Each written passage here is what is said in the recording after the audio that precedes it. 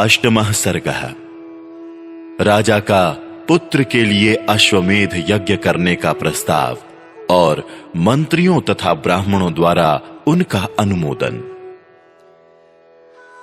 संपूर्ण धर्मों को जानने वाले महात्मा राजा दशरथ ऐसे प्रभावशाली होते हुए भी पुत्र के लिए सदा चिंतित रहते थे। उनके वंश को चलाने वाला कोई पुत्र नहीं था।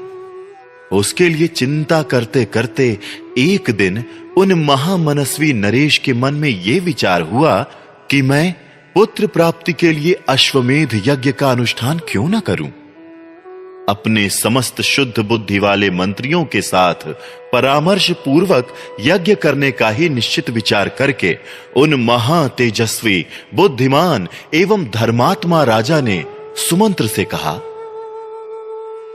मंत्रीवर, तुम मेरे समस्त गुरुजनों एवं पुरोहितों को यहां शीघ्र बुला ले आओ। तब शीघ्रता पूर्वक पराक्रम प्रकट करने वाले सुमंत्र तुरंत जाकर उन समस्त वेद विद्या के पारंगत मुनियों को वहां बुला ले आए। सुयज्ञ, वामदेव, जाबाली, काश्यप, कुल पुरोहित वशिष्ठ तथा और भी जो श्रेष्ठ ब्राह्मण थे, उन सब को पूजा करके धर्मात्मा राजा दशरथ ने धर्म और अर्थ से युक्त ये मधुर वचन कहा। महर्षियों, मैं सदा पुत्र के लिए विलाप करता रहता हूं। उसके बिना इस राज्य आदि से मुझे सुख नहीं मिलता। अतः मैंने ये निश्चय किया है कि मैं पुत्र प्राप्ति के लिए अश्वमेध द्वारा भगवान का यजन करूं। मेरी इच्छा है कि शास्त्रोक्त विधि से इस यज्ञ का अनुष्ठान करूं। अतः किस प्रकार मुझे मेरी मनोवांछित वस्तु प्राप्त होगी, इसका विचार आप लोग यहां करें।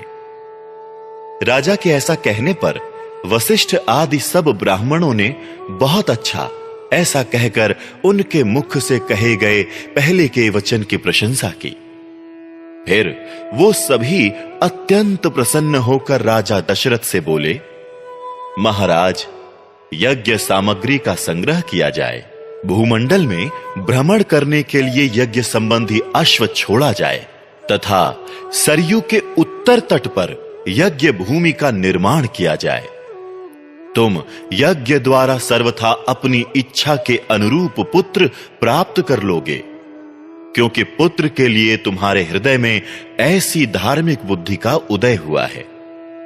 ब्राह्मणों का यह कथन सुनकर राजा बहुत संतुष्ट हुए। हर्ष से उनके नेत्र चंचल हो उठे। वो अपने मंत्रियों से बोले, गुरुजनों की आज्ञा के अनुसार यज्ञ की सामग्री यहां एकत्र की जाए। शक्तिशाली वीरों के संरक्षण में उपाध्याय सहित अश्व को छोड़ा जाए। सरयू के उत्तर तट पर यज्ञ भूमि का निर्माण हो। शास्त्रोक्त विधि के अनुसार क्रमशः शांति कर्म का विस्तार किया जाए। यदि इस श्रेष्ठ यज्ञ में कष्टप्रद अपराध बन जाने का भय ना हो, तो सभी राजा इसका संपादन कर सकते हैं, परंतु ऐसा होना कठिन है, क्योंकि विद्वान ब्रह्म राक्षस यज्ञ में विघ्न डालने के लिए छिद्र ढूंढा करते हैं। विधिहीन यज्ञ का अनुष्ठान करने वाला यजमान तत्काल नष्ट हो जाता है। अतः मेरा ये यज्ञ जिस तरह विधि पूर्वक संपन्न हो सके, वैसा उपाय किया जाए। तुम सब लोग ऐसे साधन प्रस्तुत करने में समर्थ हो।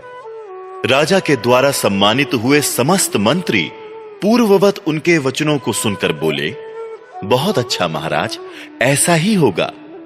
इसी प्रकार वो सभी धर्मज्ञ ब्राह्मण भी नृप श्रेष्ठ दशरथ को बधाई देते हुए उनकी आज्ञा लेकर जैसे आए थे वैसे ही फिर लौट गए।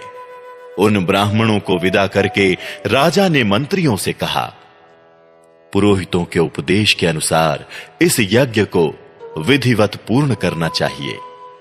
वहां उपस्थित हुए मंत्रियों से ऐसा कहकर परम बुद्धिमान नृपश्रेष्ठ दशरथ उन्हें विदा करके अपने महल में चले गए। वहां जाकर नरेश ने अपनी प्यारी पत्नियों से कहा, देवियों, दीक्षा ग्रहण करो, मैं पुत्र के लिए यज्ञ करूंगा। इस मनोहर वचन से उन सुंदर कांति वाली रानियों के मुख कमल वसंत ऋतु में विकसित होने वाले पंकजों के समान खिल उठे और अत्यंत शोभा पाने लगे।